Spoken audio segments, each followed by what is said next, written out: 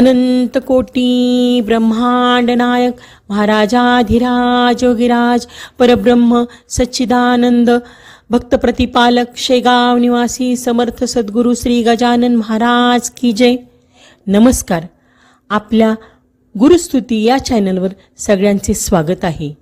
आपण आपले काही अनुभव असतील तर ते आम्हाला नक्की कळवा. ते आपण आपल्या चॅनलवर सांगू. तसेच आपल्या चॅनलवर येणाऱ्या व्हिडिओबद्दल तुमच्या प्रतिक्रियासुद्धा कळवा. तुम्ही आम्हाला कमेंट किंवा डिस्क्रिप्शन बॉक्समधल्या ID वर ईमेल करू शकता. आपल्या चॅनलला सबस्क्राईब करा आणि व्हिडिओला लाईक आणि शेअर करा. धन्यवाद. हा अनुभव आहे आरमोरी गडचिरोली येथून आशा भाऊराव इटनकर या ताईंचा. ताई म्हणतात, गण गण गणात बोते म्हणून लावा अंगारा. जय गजानन. आपण गजानन महाराज भक्त महाराजांची भक्ती करतो. कधी कधी अडचण आली की ती सांगायला त्यांच्यासमोर बसतो. कधी काही मार्ग निघाला की आनंदित होतो. मार्ग न मिळाला तर हताश होतो. पुन्हा महाराजांना प्रार्थना करतो. कधी कधी सुप्त मनातून अचानक काही सुचतं आणि तो उपाय काम करून जातो. कुणी म्हणतात या वातावरणात एक सुप्त शक्ती आहे, ती तुम्हाला सहाय्य करते. खरंच, पण माझ्यापुरतं बोलायचं तर माझ्यासाठी त्या शक्तीचं नाव आहे समर्थ सद्गुरू श्री गजानन महाराज. मला माझ्या दोन्ही मुलींच्या बाबतीत थोडाफार असा अनुभव आला. आता पुढे काही सांगायच्या आधी मी माझी थोडक्यात ओळख करून देते. मी आशा भाऊराव इटनकर, लोकसेवा हायस्कूल नवरगाव येथून शिक्षिका म्हणून निवृत्त झाले. मला 2 मुली आहेत. दोघींचीही लग्न झालीत. मोठी मुलगी शीतल आयुर्वेद डॉक्टर आहे. धाकटी मुलगी रश्मी इंजिनियर आहे. शीतल गडचिरोली जिल्ह्यात आरमोरी येथे असते. सध्या मी तिच्याकडेच असते. रश्मी नोकरीच्या निमित्ताने पुणे येथे असते. माणसाच्या आयुष्यात कधीकधी अशी काही परिस्थिती उद्भवते की काही निर्णय त्याला अपरिहार्यपणे घ्यावे लागतात. रश्मीच्या बाबतीत असं झालं की 28 जानेवारी 2016 रश्मीच्या वडिलांचं हार्ट अटॅक येऊन निधन झालं. रश्मी 15 दिवस सुट्टी घेऊन आली. सर्व सोपस्कार पूर्ण करून परत कामावर रुजू झाली. लगेच जून महिन्यात तिचे सासरे वारले. त्यामुळे तिला पुन्हा सुट्टी घेऊन नागपूरला राहावं लागलं. या सर्व घडामोडीत तिचं कंपनीच्या प्रोजेक्टकडे दुर्लक्ष होऊन तिला कंपनीत त्रास झाला आणि तिची नोकरी सुटली. तिचे नोकरीसाठी शोध आणि प्रयत्न सुरू झाले. ती मला म्हणाली, आई, मी तर महाराजांना प्रार्थना करतेच आहे, पण माझ्यासाठी तू पण त्यांना विनंती कर. त्याप्रमाणे मी महाराजांच्या समोर बसले आणि मंगळवार, बुधवार व गुरुवार असं 3 दिवसाचं पारायण व लगेच म्हणजे गुरुवारी झुणका भाकर नैवेद्य अशी 11 पारायण महाराजांच्या समोर कबूल केली. त्याच विचारांच्या तंद्रीत असताना रश्मीचा फोन आला. आई, माझं काम होईल ना? केव्हापर्यंत व्हावं? आता या प्रश्नाचं उत्तर माझ्याजवळ नव्हतं, पण तिला काहीतरी धीर देणं आवश्यक होतं. मी हातात पेन घेऊन कॅलेंडर समोर उभी झाले. त्याच तंद्रीत 11 पारायण केव्हा पूर्ण होतात याचा विचार केला. महाराजांच्याकडे पाहून म्हटलं, महाराज, लेकीला 1 तारीख सांगते आणि तिला म्हटलं 15 डिसेंबरपर्यंत तुझं काम व्हायला हरकत नाही. असं म्हणून मी 15 डिसेंबर या तारखेभोवती एक वर्तुळ केलं. श्रद्धेने केलेल्या गजानन विजय ग्रंथ पारायणाची माझी संख्या पुढे सरकू लागली. एक दिवस रश्मीने फोनवर मला सांगितलं, आई, 26 नोव्हेंबरला मला इंटरव्ह्यूसाठी बोलवणं आलं आहे.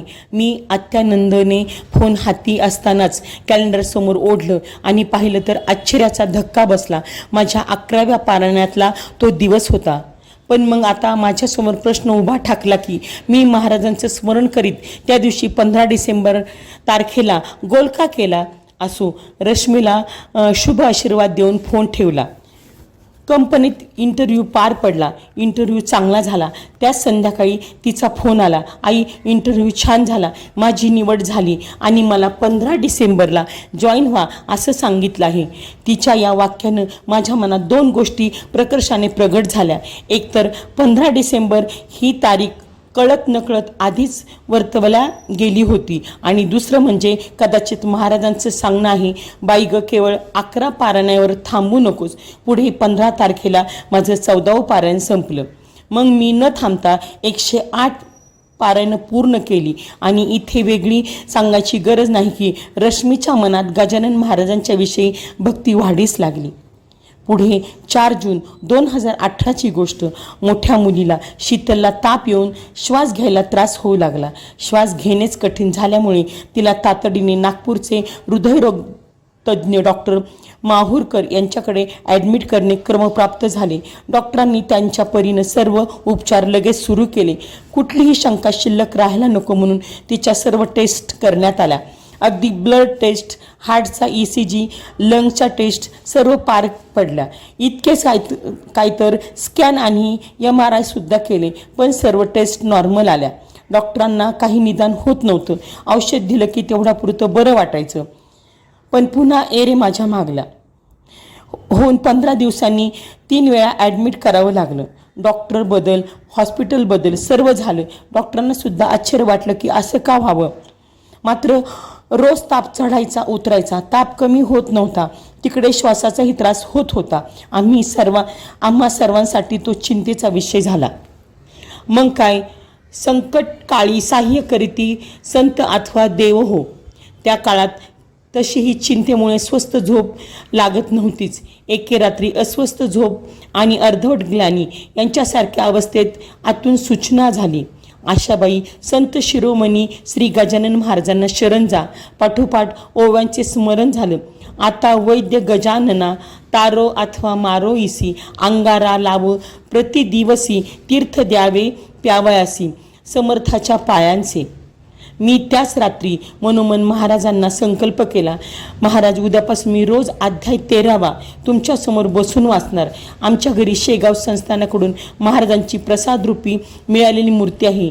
त्या मूर्तीसमोर सकाळीच मनापासून प्रार्थना करून अध्याय 13वा वाचण्यास प्रारंभ केला. सोबतच एका ग्लासामध्ये तीर्थ म्हणून पाणी ठेवलं. त्यात शेगावहून आणलेला अंगारा चिमुटभर टाकला. अध्याय वाचायचा आणि नंतर गणगण गणात बोते हा एक माळजप करायचा. तीर्थ महाराजांच्या चरणाला लावून शीतलला प्रार्थनापूर्वक प्यायला सांगायचं. असा उपाय सुरू केला. सतत 1 महिना हा क्रम चालला. हळूहळू तिचा ताप तर गेलाच आणि श्वास घेण्याचा त्रासही कमी झाला. मी लगेच महाराजांच्या जवळ 1 वर्षात शेगावला 5 वाऱ्या करण्याची इच्छा व्यक्त केली. सप्टेंबर 2018 पासून माझ्या वाऱ्या सुरूही झाल्या. योगायोगाने माझ्या पहिल्या वारीत मी शेगावला बंकट सदनात श्री गजानन अनुभव या पुस्तकाच्या प्रकाशन सोहळ्याला उपस्थित राहून एक सात्विक आनंद मिळू शकले. असो, नोकरीच्या अनुभवातून लहान मुलींच्या मनात श्रद्धा वाढीस लागली, तर तब्येतीच्या अनुभवातून थोरल्या शीतलच्या मनात गजानन महाराजांचं स्थान अधिक दृढ झालं. आता आम्हा तिघींसाठी व जावयांच्यासाठीही गजानन महाराज आमच्या जीवनात एक फार मोठा आधार झाला आहे आणि एकमेकांना धीर देण्यासाठी परवलीचे शब्द झाले आहेत. श्री गजानन जय गजानन, श्री गजानन जय गजानन, गण गण गणात बोते.